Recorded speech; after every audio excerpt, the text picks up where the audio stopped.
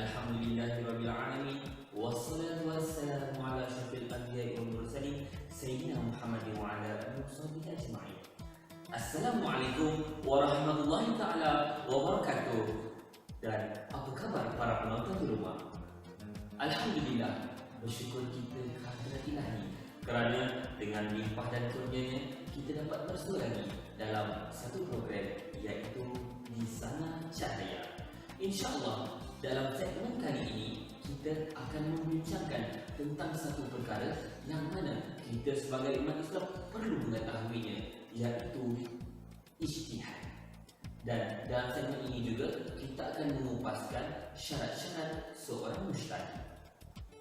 Qala Allah Ta'ala fil Qur'anil Karim, a'udzu billahi minasyaitonir rajim. Inna anzalna ilaikal kitaba bil haqqi litahkuma bainan nasi bima araka Allah wa la takun lil kha'inina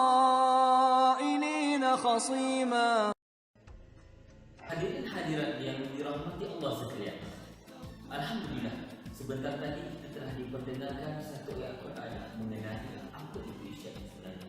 Namun mungkin ada di antara anda yang masih tercari-cari apakah makna ijtihad yang sebenarnya.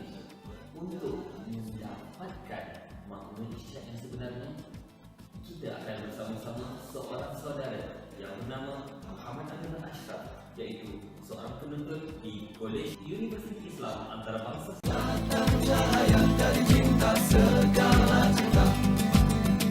Bismillahirrahmanirrahim. Assalamualaikum warahmatullahi wabarakatuh. Apa khabar tuan-tuan di rumah? Baiklah, hari ini kita akan membincangkan sedikit tentang masuk ijtihad di dalam Islam dan apa gunanya ijtihad ni untuk mengadakan suatu hukum yang tidak ada dalam Al-Quran dan Sunnah. Baiklah, pengertian ijtihad daripada segi bahasa iaitu jahadah, yang mempunyai arti mencurahkan segala kemampuan untuk mendapatkan sesuatu yang sulit atau yang ingin dicapainya, iaitu mencurahkan segala fikiran untuk merumuskan sebuah hukum dari teks wahyu. Itu sedikit tentang pengertian ijtihad, iaitu dengan kata lain, ijtihad adalah pengerahan segala kesanggupan seorang faqih, iaitu seorang ulama Islam, untuk memperoleh pengetahuan tentang hukum sesuatu dalil melalui syarak. Dalam istilah inilah ijtihad lebih banyak dikenal dan digunakan, bahkan banyak para fuqaha yang menegaskan bahawa ijtihad dilakukan di dalam bidang fiqh. Ijtihad boleh juga dipandang sebagai satu metodologi untuk menggali sumber hukum Islam, yang mana ia menjadi landasan dibolehkannya ijtihad, iaitu banyak sekali melalui penyertaan yang jelas maupun berdasarkan isyarat, iaitu seperti firman Allah Subhanahu Wa Taala dalam Quran, iaitu sesungguhnya kami menurunkan kitab kepadamu secara hak agar dapat menghukumi di antara manusia dengan apa yang Allah mengetahui kepadamu. Dalam surah An-Nisa ayat 105. Dalam ayat tersebut terdapat penetapan ijtihad berdasarkan qiyas. Adapun keterangan dari sunnah yang membolehkan berijtihad, di antaranya seperti hadis yang diriwayatkan oleh Umar, iaitu jika seorang hakim menghukumi sesuatu dan benar, maka ia mendapat 2, dan bila salah maka ia mendapat 1 pahala. Dalam hal itu telah diikuti oleh para sahabat radhiyallahu anhum setelah wafatnya Nabi SAW. Jadi mereka selalu berijtihad jika mereka tidak menemukan sesuatu masalah yang baru yang tidak terdapat dalam Al-Quran dan Sunnah Rasulullah SAW. Allah. Sebentar tadi kita telah mendengar sedikit penerangan daripada seorang mahasiswa Kolej Universiti Islam Antarabangsa Selangor, iaitu saudara Amin Ashraf, mengenai apakah itu ijtihad yang sebenarnya melalui pendefinisian. Sekarang kita akan mendengar beberapa pandangan ataupun sebisan idea daripada 2 orang mahasiswa daripada Kolej Universiti Islam Antarabangsa Selangor mengenai syarat-syarat untuk menjadi mujtahid. Kita dengar.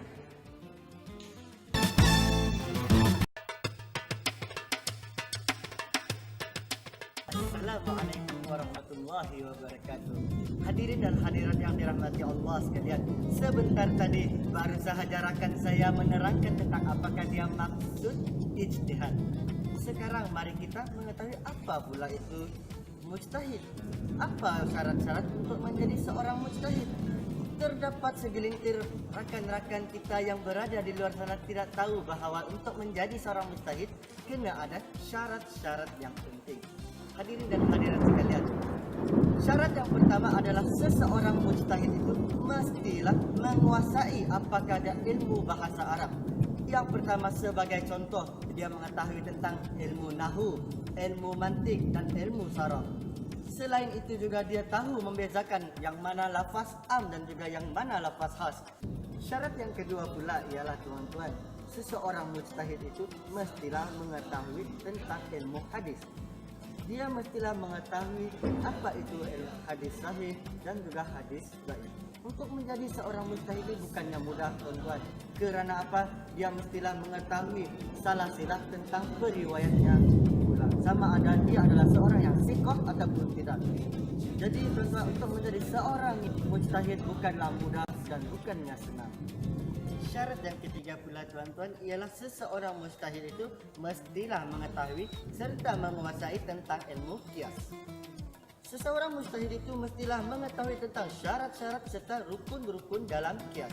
Kerana apa tuan-tuan? Kerana qiyas merupakan salah satu ilmu penting dalam mengeluarkan sesuatu ijtihad.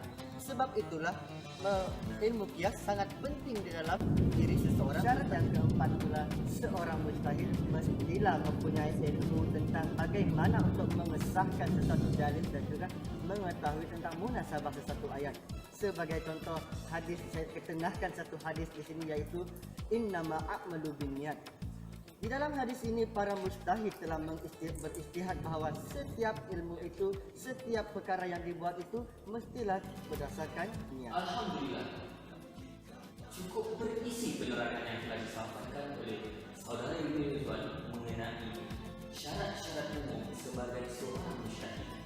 Untuk kita mengetahui secara khususnya syarat-syarat sebagai seorang mujtahid, mari kita dengarkan apa yang ingin disampaikan oleh saudara Zul Azizi bin Amli, juga mahasiswa daripada Kolej Universiti Islam Antarabangsa Selatan.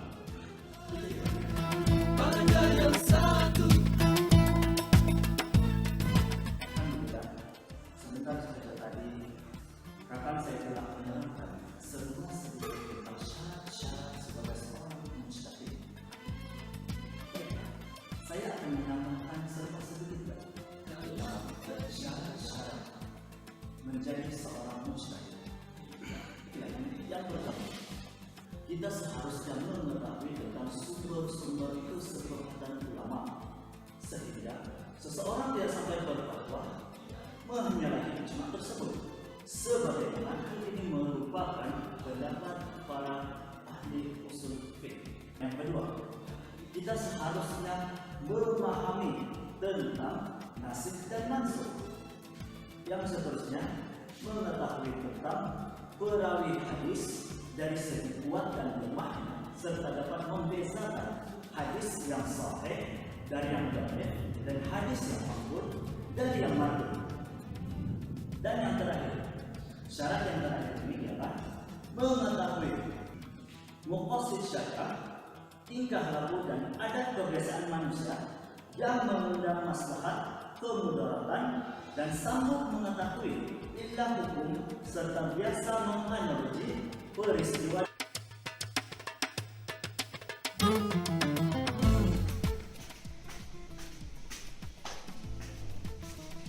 Assalamualaikum. Waalaikumsalam. Saudara, Minta masa 2-3 minit boleh?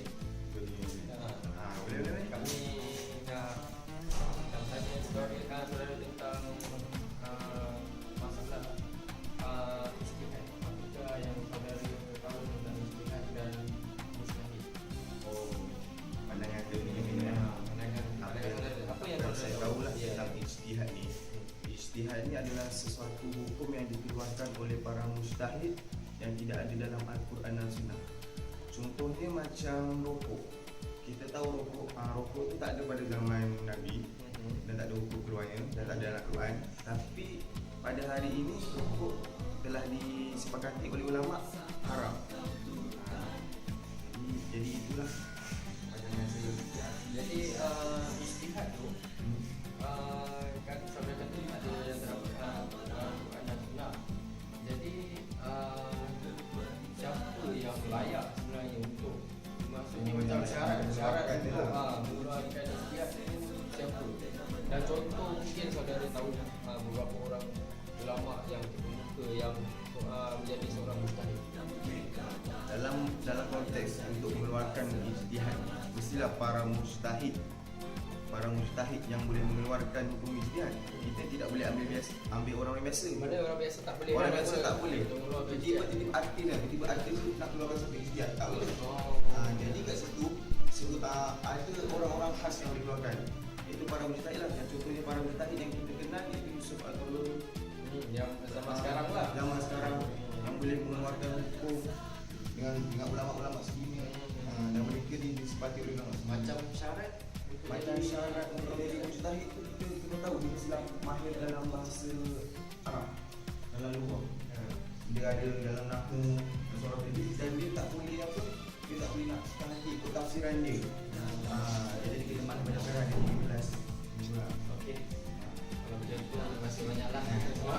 Ganggu Kami kami boleh kongsi pandangan ya, lain.